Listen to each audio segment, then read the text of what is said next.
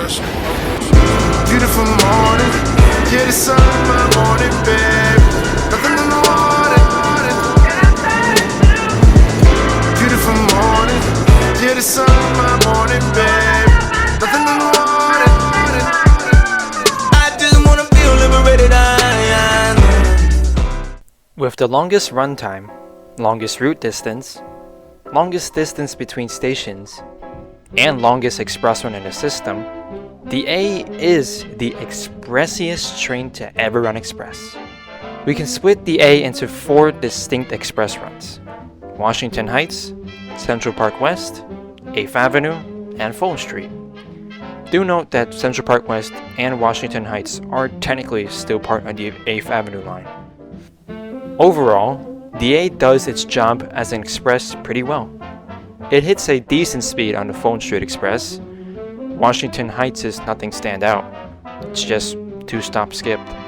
Speaking of standouts actually, we have the Central Park West and 8th Avenue Express runs.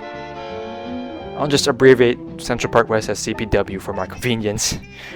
CPW's express run needs no introduction, being the longest in the system at about 3.21 miles of uninterrupted express, while skipping 6 stops. Back when I regularly took CPW lines, the A would always be faster than a D, and often hit its peak speed near 110th Street when it was ascending back to level with the other tracks.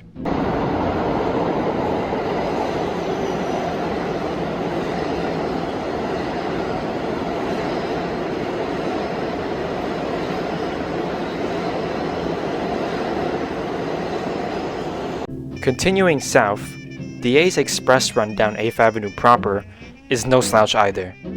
The speed is quite good here, often better than CPW actually, with the A sometimes reaching anxiety-inducing speeds, and it's always in a 179. All in all, it's easily the best B Division express in Manhattan. There is a good reason for all this express though. The A to Far Rockaway is the longest route in the system, at about 32.39 miles long, and the late night full local has the longest runtime of any current route at almost 2 hours long. But wait, think back for a moment. The longest express run and longest distance between stations were mentioned separately. This is because, actually, the distance between Howard Beach, JFK, and Broad Channel is even longer than the 66-block CPW Express run, at about 3.53 miles long, although most of it is just over water.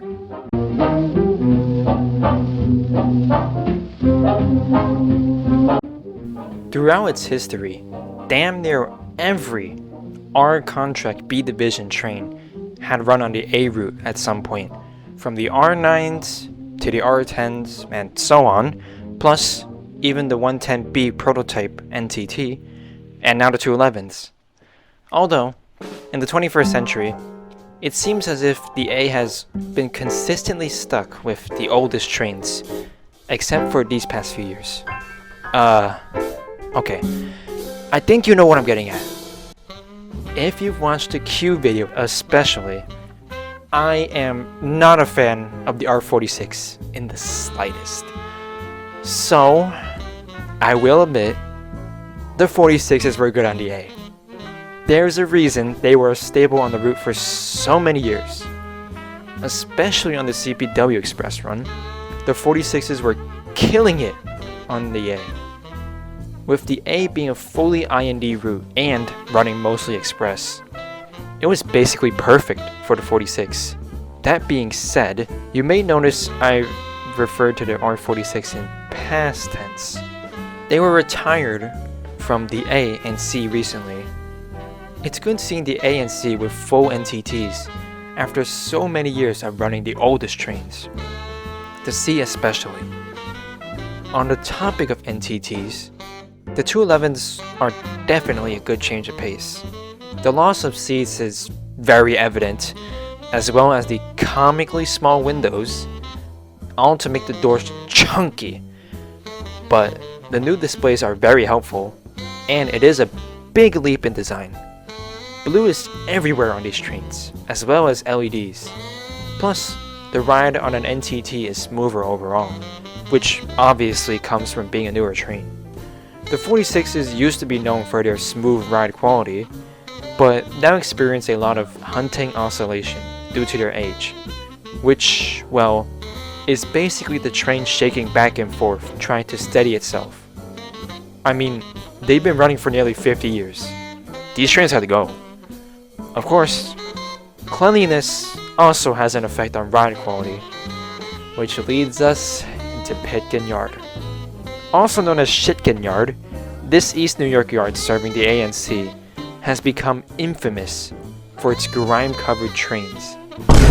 This is mainly because it doesn't have a car wash, but may also be due to runoff from the apartment complexes above. Be it an R46, R179, or even a new R211, they'll all look like they haven't been cleaned in years.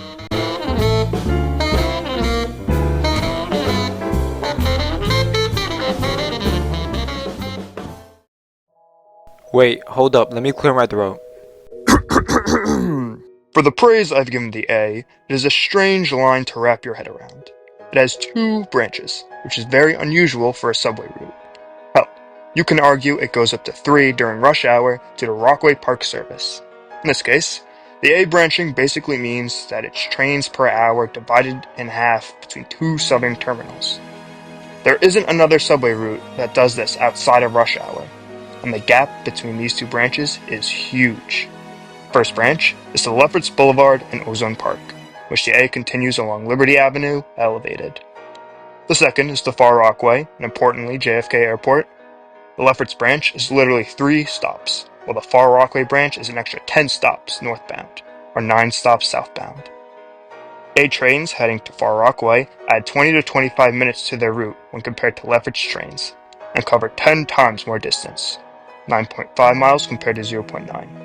So yeah, pretty confusing for anyone on the surface.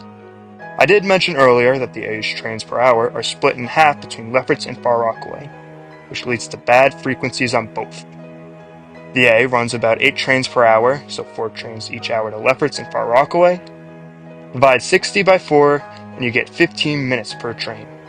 Those are the ideal schedule times, but in reality, it can become much longer than that. Yes, that can mean 20 or more minutes for a train, or in other words, half levels of frequency. God bless your soul if you live near an A train branch, and quadruply bless your soul if you live in Rockaway Park. This is why we need Queens-Link. Train frequencies are utterly diabolical in the Rockaways. Even if you're not taking trains, the traffic through the Van Wyck and Woodhaven/Cross Island Boulevard is terrible as well. I'm sure people would rather take a train than go through the penultimate circle of hell that is the Van Wyck. And I say penultimate because the BQE is the literal manifestation of hell on earth.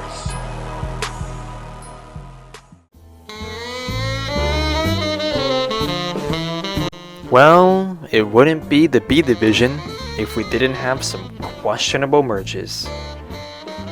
It's not as infamous as DeKalb/Gold Street, but its impact is still immense. B division scheduling literally centers around this junction. Still, I personally have had a much worse experience for DeKalb, especially heading south. It helps that the junction is built better, with closely spaced switches and a consistent layout on either side. It's not as bad on the local side, such as on a B train, which I previously talked about, which has to merge with a much less frequent C train. As for the express track merge, it's much worse. The D and A are higher frequency lines, and the D is slower as well. A trains often have to head slowly into 59th Street in both directions, not just because of the D, but also because of speed limiting signals just before the station on a southbound express track. Heading almost 100 blocks north, it's a similar situation before 145th Street, with a similarly built junction as well. Due to those merges, express trains have to run much slower past 135th Street, often being outspeeded by the locals. The locals don't fare much better heading into 145th, since some B trains have to use it as a terminal. This can lead to northbound locals idling at 135th for long periods of time. However, I do have to note that my experiences here are from when all B trains terminated at 145th during midday times. As for rush hour, there's already a decent amount of people on the A as opposed to the 125th.